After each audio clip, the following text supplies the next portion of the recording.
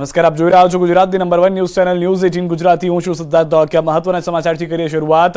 મોરબીથી સમાચાર. હળવદ કોર્ટ નજીક યુવાનો પર હુમલો થયો છે. કોર્ટમાં તારીખ ભરવા આવેલા 2 યુવાનો પર હુમલો કરવામાં આવ્યો છે. હુમલાખોરે બંદૂક તાણી ફરીથી હુમલો કર્યો. ખાનગી ફાયરિંગ કરાયું હોવાની પણ ચર્ચા છે. બનાવની જાણ થતાં હળવદ પોલીસનો કાફલો સ્થળ પર પહોંચી ગયો છે. તપાસ શરૂ કરવામાં આવી છે.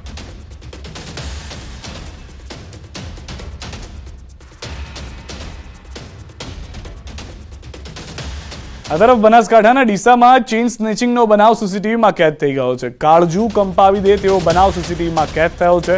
શિવનગરમાં વૃદ્ધા સાથે બન્યો હતો બનાવ. બાઇક સવાર 2 લૂંટારુઓએ વૃદ્ધાની ચેઇન લૂંટી હતી. 2 તોલાની સોનાની ચેઇન ખેંચી ફરાર થયા હતા. બનાવ સમયે 70 વર્ષીય વૃદ્ધા ઊંધા માથે પટકાયા હતા. આરસીસી રોડ પર વૃદ્ધા ઊંધા માથે પટકાયા. ચેઇન સ્નેચર્સનું રાક્ષસી કૃત્ય સીસીટીવીમાં કેદ થયું છે. સીસીટીવીમાં બંને લૂંટારુઓનો ચહેરો કેદ થયો છે.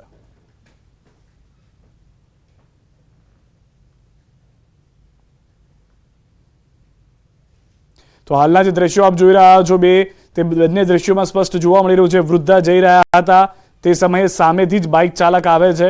તેમની સાથે અન્ય એક યુવતી અને બાળક પણ જોવા મળી રહ્યું છે. તેઓ કંઈ સમજે તે પહેલા જ બાઇક ચાલક જે છે તે વૃદ્ધાના ગળામાં જે રહેલો ચેઇન છે તે ખેંચીને ફરાર થઈ જાય છે. બંને હાથ ઊંચા કરી જાણે જીત મળી ગઈ હોય તે પ્રમાણે આ બાઇકમાં જતા જોવા મળી રહ્યા છે.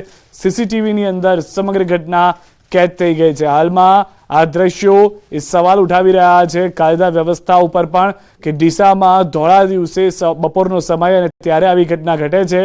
લોકોની અવરજવર ચાલુ છે તે દરમિયાન બાઇક ચાલક આવે છે અને વૃદ્ધા નીચે પટકાયા બાદ હાથે અને પગમાં ગંભીર ઈજા થઈ હોવાની જાણકારી છે. આ તરફ જસદણના આટકોટમાં છાત્રાલયના ટ્રસ્ટી પર હુમલો થયો છે. આટકોટની ડીબી પટેલ છાત્રાલયના ટ્રસ્ટી પર હુમલો કરવામાં આવ્યો છે. 40થી વધુ વ્યક્તિઓનો અર્જણભાઈ રામાણી પર હુમલો. તીક્ષ્ણ હથિયાર સાથે છાત્રાલયમાં ઘૂસી તરખાટ મચાવ્યો હતો. કામ કરતા તમામ લોકોના મોબાઈલ ઝૂંટવી લેવામાં આવ્યા. આક્ષેપ છે કે 15થી વધુ લોકોને બંધક પણ બનાવાયા. જસદણના ઉદ્યોગપતિ રૂડા ભગત પર ટ્રસ્ટીના આક્ષેપ. હુમલાની સમગ્ર ઘટના સીસીટીવીમાં કેદ થઈ. જસદણના ઉદ્યોગપતિ રૂડા ભગત સીસીટીવીમાં કેદ થયા. આટકોટ પોલીસે સમગ્ર મામલે તપાસ હાથ ધરી છે.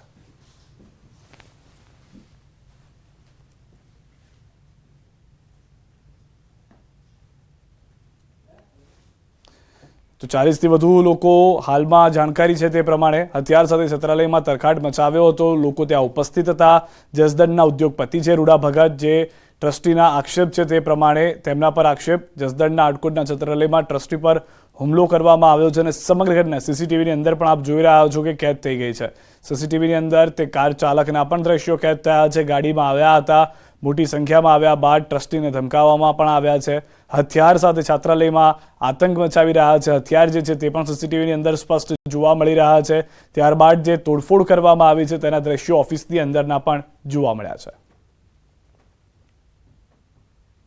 જે બનાવ બન્યો ને એમાં લગભગ 9:30 વાગ્યાની આજુબાજુ રૂડા ભગત જે પેલા એ ટ્રસ્ટમાં ટ્રસ્ટી હતા ને ઘણા બધા ગોટાળા કર્યા પછી સુરતના પંચ આવ્યું, કિશોરભાઈ માલદાર, ગોવિંદભાઈ ધોળકિયા, સીપી વાનાણી, રામજી દાદા ઇટાલિયા, એ બધાની હાજરીમાં એમને આ સંસ્થામાંથી રાજીનામું આપવા માટે એમણે આદેશ કર્યો રૂડા ભગતને. ત્યારથી સંસ્થા કેમ બંધ થાય ને એના માટેના સતત છેલ્લા 12 વર્ષથી પ્રયત્નો કરે છે. અને હવે વાત કરીએ રાજકોટમાં દીપડાની દહેશતની.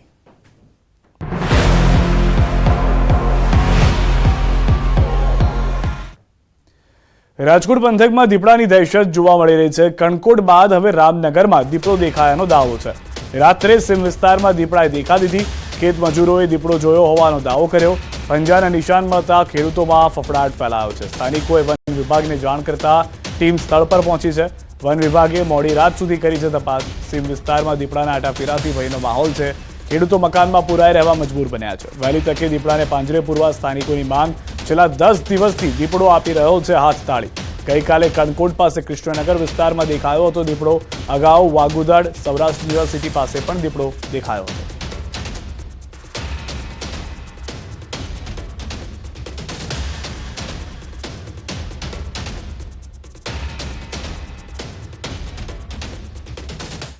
તો 4 દ્રશ્યો હાલમાં અમે આપને બતાવી રહ્યા છે વાઘુદડ, સૌરાષ્ટ્ર યુનિવર્સિટી, કણકોટ અને રામનગર, જ્યાં આગળ દીપડા હોવાના પુરાવા મળ્યા છે। વન વિભાગ તરફથી તપાસ શરૂ કરવામાં આવી છે।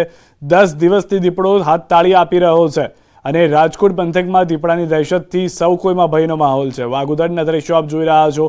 સૌરાષ્ટ્ર યુનિવર્સિટીમાં પણ દીપડો જોવા મળ્યો હોવાની વાત કરવામાં આવી હતી। કણકોટની અંદર હાલમાં પાંજરું મૂકવામાં આવ્યું છે, પરંતુ તેમાં દીપડો પુરાયો નથી। રામનગરથી પણ આવા કંઈક દ્રશ્યો જોવા મળ્યા છે। અહીંયા લગી આવ્યો હતો, આગળથી ફોન આવ્યો હતો મારામાં, એ કે તમારા ગેટ આગળ દીપડો છે એટલે તમે ધ્યાન રાખજો એમ, કે અંદર વહી જાઓ। પછી તમે ઘડીક અંદર વહી ગયા, પછી મેં ખોલ્યો એમ તો દરવાજો ખોલીને ચેક કર્યું, પણ અહીં ક્યાંય ન દેખાણું। આગળ કદાચ એવું આમ રસ્તો એવો છે એટલે એમાં વહી ગયો એમ। ખાસ કેવી બીક લાગે છે? બીક તો લાગે જ ને, બીક તો બહુ લાગે ને। બીક બધાને બહુ કાલ રાતની બીક લાગે છે। કોઈ વાડી આવતા નથી ને મજૂર જે વાડીઓમાં રહે છે એ મજૂરને બધાને સાવચેત કરી દીધા હતા ને બહાર નીકળવાની ના પાડી દીધી હતી। વન વિભાગની ટીમે આવી હતી, એ બધાએ આજુબાજુમાં જોયું પણ ક્યાંય કાંઈ મળ્યું નહોતું। વાડીમાં જતો ફૂલ ડર લાગે ને। અત્યારે તો દીપડાની બીક જ એવી હોય, પાણી વાળું હોય તો નથી જવાતું ને અમે ઢોરનું રખોડો રાખતા નથી જવાતું। પાણીની તો બીક લાગે જ વાડીએ જવામાં। અત્યારે ફૂલ ગામમાં બીક લાગે પણ સીમમાં તો બીક લાગે જ ને। અટાણે સાહેબ જવાનું તો હાવ બંધ જ છે વાડીમાં। રાતે 6 વાગ્યા અને જોયો તો દીપડો, તે પછી કોઈ ખેડૂત કે વાડીએ ગયા નથી ને મજૂરને બધાને ફોન કરી દીધા, એ બધા હવાના ઘરમાં કરી ગયા મકાનમાં। બાકી કાંઈ ખેડૂત કોઈ ગયા નથી। હવે 7 વાગ્યા સિવાય કોઈ બહાર નીકળ્યું નથી। આ તરફ મહેસાણાની અંદર કડીના ધરમપુરમાં કપિરાજનો આતંક જોવા મળી રહ્યો છે। શાળાના બાળકો સહિત ગ્રામજનો પર કર્યો હુમલો। સતત 1 મહિનાથી કપિરાજનું ટોળું હુમલો કરતો હોવાની વિગત છે। બાળકો સહિત અનેક લોકોને કપિરાજે બચકા ભર્યા છે। કપિરાજના ડરથી બાળકો શાળાએ જવાનું ટાળે છે। વાઇલ્ડ લાઇફ વિભાગને અગાઉ પણ પત્ર લખી વાંદરા પકડવા જાણ કરાઈ હતી। વાલીઓ ધોકા લઈ બાળકોને શાળાએ મૂકવા જવા મજબૂર બન્યા છે। કડીના ધરમપુર ગામમાં છેલ્લા 1 મહિનાથી કપિરાજનો આતંક જોવા મળી રહ્યો છે। લોકો ઘરની બહાર નીકળતા 100 વાર વિચારે છે તો બાળકો પણ કપિરાજના હુમલોનો શિકાર બન્યા છે। બાળકોને શાળાએ મોકલતા વાલીઓ પણ ડરી રહ્યા છે। લોકો ગામમાં બહાર નીકળતા હાથમાં લાકડી કે અન્ય વસ્તુઓ સાથે લઈ નીકળી રહ્યા છે। સોમવારે કપિરાજે મહિલા સહિત વધુ 2 લોકોને ગંભીર રીતે ઇજાગ્રસ્ત કર્યા હતા, જેને લઈ ગામ લોકોમાં ભયનો માહોલ જોવા મળી રહ્યો છે। લેખિતમાં અરજી આપ્યા બાદ વન વિભાગે એક વાનરને પકડ્યો હોવાની જાણકારી છે। ખેતર થી આવતો હતો ડીઝલ લેવા, પતિજી મશીન નું। વાદળો ક્યાંથી આવ્યો ખબર જ નથી મને, કાઢીને ના આવી ગયું। કેટલા જણા વાંદરા ગયા છે ગામની અંદર? 2 જણા। આ વાંદરાની મોટી તકલીફ છે અત્યારે તો। શું તકલીફ પડી રહી છે તમને? અરે લોકો નીકળતું નથી, બહાર જ નીકળતું। શું થાય? સ્કૂલમાં છોકરાને મૂકવા જવા પડે, માવતર નંદા લઈને મૂકવા જાય ત્યારે જાય છે। આ 2 દર્શન આ બધું ભડાકામાં કાઢે એમાં। તમારે દર્શન કરવા તમે નીકળી નથી શકતા? હા ના, અહીંથી આ બધું આ વાંદરા રહે જ છે। તો શું કરવું પડે છે તમારે? પકડી લો બધું પૂરું આખું, આ ના જોયું અમારે બચ્ચું કઈડે એની બીક તો છે, પણ બીજા વાંદરાથી નહીં, બીજા લોકો વાંદરાના ત્રાસના લીધે બાળકો શાળામાં આવતા નથી, કેમ કે વાલીઓને પણ બીક લાગે છે અને બાળકોને બીક લાગે છે। મારી સંખ્યા 145 હતી, એમાંથી હાજર 145 રહેતી હતી, પણ વાંદરા કરડવાના પ્રશ્નને લીધે બાળકોની સંખ્યામાં પણ ઘટાડો જોવા મળ્યો છે અને બાળકોના શૈક્ષણિક કાર્ય પણ માઠી અસર જોવા મળી છે। આ તરફ વડોદરાના ડભોઈમાં રખડતા શ્વાનનો આતંક છે। 7 દિવસમાં 35થી વધુ લોકો પર શ્વાનનો હુમલો છે। રેફરલ હોસ્પિટલમાં ઇન્જેક્શન લેવા કતાર લાગી છે। શહેરના ઘણા વિસ્તારોમાં રખડતા શ્વાનનો ત્રાસ છે। રસીકરણની વ્યવસ્થા ન હોવાનો સ્થાનિકોનો આક્ષેપ છે। પાલિકાની નિષ્કાળજી સામે સ્થાનિકોમાં રોષ જોવા મળી રહ્યો છે।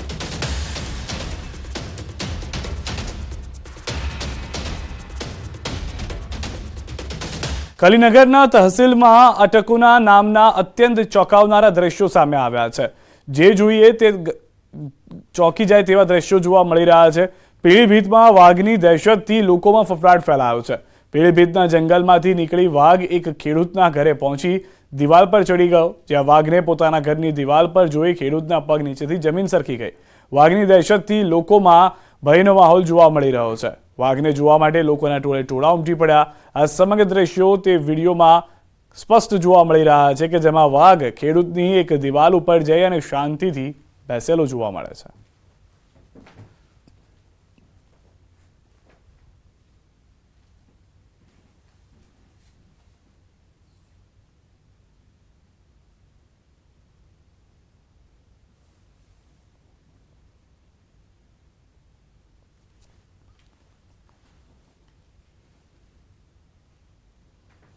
આ તરફ અમદાવાદમાં કોરોનાના વધુ 2 કેસ નોંધાયા છે. એક મહિલા અને એક પુરુષનો કોરોના રિપોર્ટ પોઝિટિવ આવ્યો છે. અમદાવાદમાં કોરોનાના 35 એક્ટિવ કેસ, એક દર્દી હોસ્પિટલમાં દાખલ, 34 દર્દીઓ હોમ આઇસોલેટ છે. તો કોરોનાના કેસમાં સતત વધારો. અમદાવાદ શહેરમાં વધુ 2 કેસ નોંધાયા. એક મહિલા અને એક પુરુષ કોરોના રિપોર્ટના પોઝિટિવ આવતા કુલ આંક અમદાવાદમાં કોરોના પોઝિટિવ દર્દીઓનો 35 થઈ ગયો છે. 35માંથી એક દર્દી હોસ્પિટલમાં દાખલ છે, જ્યારે 34 દર્દીઓને હોમ આઇસોલેટ કરવામાં આવ્યા છે.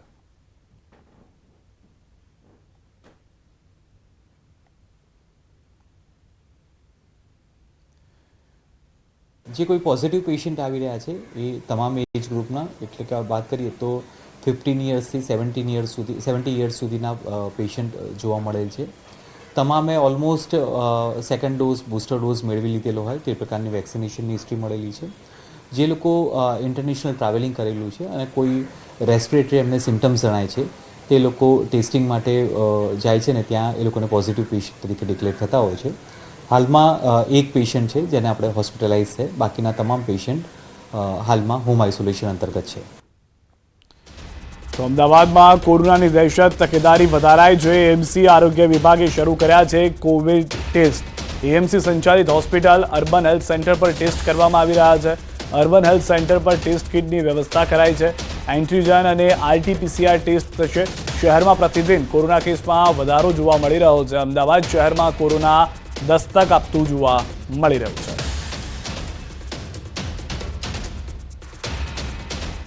અમદાવાદ શહેરમાં કોરોનાએ દસ્તક છે તે આપી દીધી છે. પ્રતિદિન કોરોનાના કેસીસમાં વધારો થઈ રહ્યો છે. ત્યારે અમદાવાદ મહાનગરપાલિકાના આરોગ્ય વિભાગે તમામ તૈયારીઓ છે તેને આખરી ઓપ આપી દીધો છે અને અમદાવાદ શહેરના જેટલા પણ અર્બન સેન્ટરો છે ત્યાં ટેસ્ટિંગની પ્રક્રિયા છે તે શરૂ કરી દેવામાં આવી છે. એ જ રીતે અમદાવાદ શહેરના જેટલી પણ એમ્સ સંચાલિત હોસ્પિટલો છે તેની અંદર એસવીપી હોય, સરદારબેન હોસ્પિટલ હોય કે પછી માની શકાય કે એલજી છે કે વીએસ છે, તમામ હોસ્પિટલોની અંદર પણ કોવિડને ટેસ્ટને લઈને પ્રક્રિયા છે તે શરૂ કરી દીધી છે. આરટીપીસીઆર ટેસ્ટ પણ થઈ રહ્યો છે, એન્ટીજન ટેસ્ટ પણ છે તે કરવામાં આવી રહ્યો છે. આપ જોઈ શકાય છે કે જોધપુર સેન્ટર ઉપર પણ આરોગ્ય વિભાગ તરફથી ટેસ્ટની પ્રક્રિયા શરૂ થઈ છે. જે પણ વ્યક્તિ ઓપીડીમાં આવી રહ્યા છે, ખાસ કરીને સિમ્ટમ્સ દેખાઈ રહ્યા છે, શરદી ખાંસી હોય તે પ્રકારના સિમ્ટમ્સ હોય છે, તે સિમ્ટમ્સના દર્દીઓ છે તેની જે એન્ટીજન ટેસ્ટ છે હાલ કરવામાં આવી રહ્યા છે. ત્યારબાદ તેની પ્રાથમિક માહિતી આખી લઈ લેવામાં આવી રહી છે અને ત્યારબાદ સમગ્ર જે ટેસ્ટ બાદ જ તેઓને આરટીપીસીઆર ટેસ્ટ અને અન્ય જીનોમ સિક્વન્સ માટે બહાર મોકલવામાં આવી રહ્યા છે. હાલ અમદાવાદ શહેરમાં માનવામાં આવ્યું છે કે 35થી વધુ એક્ટિવ કેસ હાલ નોંધાઈ રહ્યા છે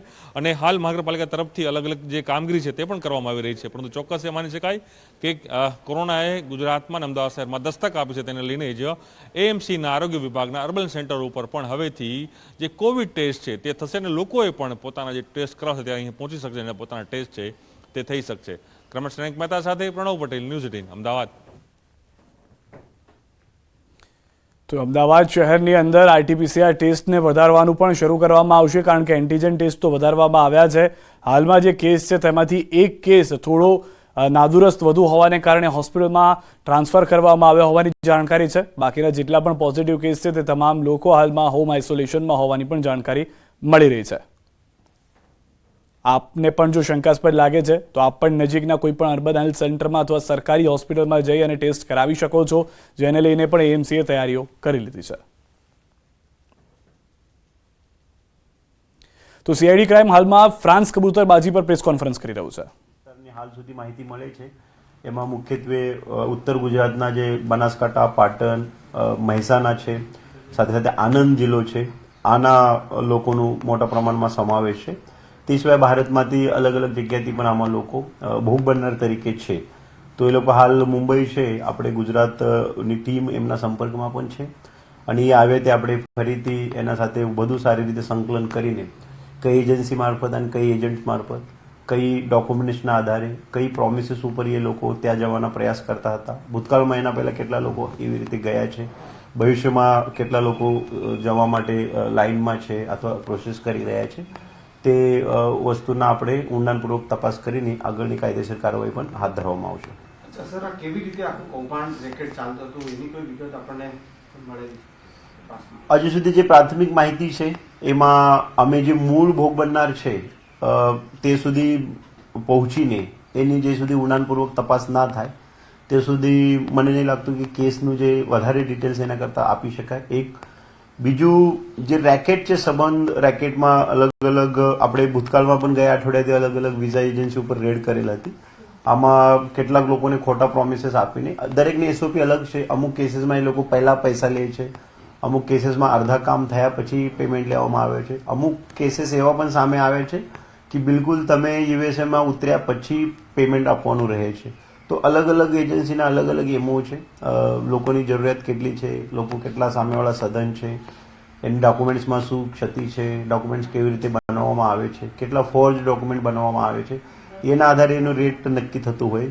પરંતુ ચોકસાઈથી આ લોકોનું આપણે સઘન પૂછપરછ કરીને આનું જે કિંગપિન છે તે સુધી ગુજરાત પોલીસ પહોંચવા માટે પ્રયત્નશીલ છે.